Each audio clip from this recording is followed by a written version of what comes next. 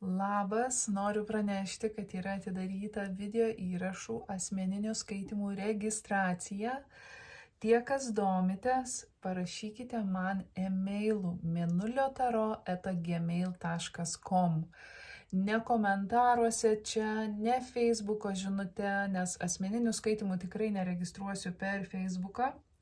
Rašykite e-mailu mėnuliotaro@gmail.com. Vietų skaičius yra ribotas, padarysiu tik tiek, aišku, kiek galiu padaryti, ar ne, neišsipūsiu.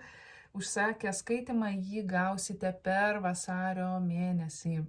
Ok, tie, kas domitės, kviečiu susisiekti. O dabar žinutė jaučiui.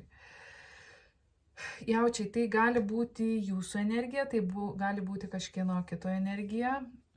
Kažkas nori pabėgti.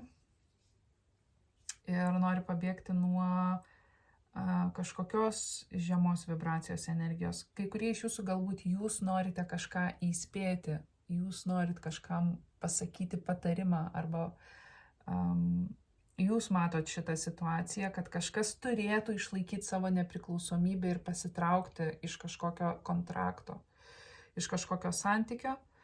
Yra raginimas žiūrėti toliau, yra raginimas galbūt netgi kažkur keliauti, nes jūsų nauja pradžia yra kitoj vietoj, kitoj lokacijoj. Galbūt jūs norite tai pasakyti kažkam. Patarimas, rekomendacija yra sumažinti savo atsidavimą situacijai ir truputį atsisukti į save. Skirti laiką savo, skirti dėmesį savo, skirti dėmesį galbūt savo kažkokiem malonumams ar ne. Ir tas atsisukimas į save automatiškai iškristalizuos pačią situaciją. Jūs užsiėmę savimi labai greitai pamatysit, kaip kiti žmonės į tai reaguoja, kokia yra jų energija.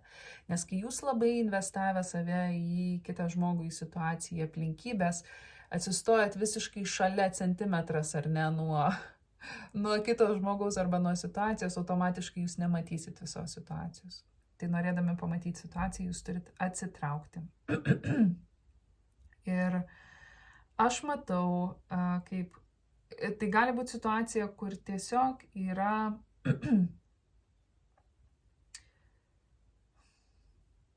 man toks jausmas, kad yra energija, kuri mentaliai šiek tiek manipuliuoja kažkuo. Ir kitas žmogus tai mato.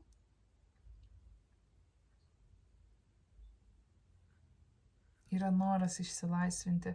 Patarimas ir yra išsilaisvinkit. Tai nėra jums.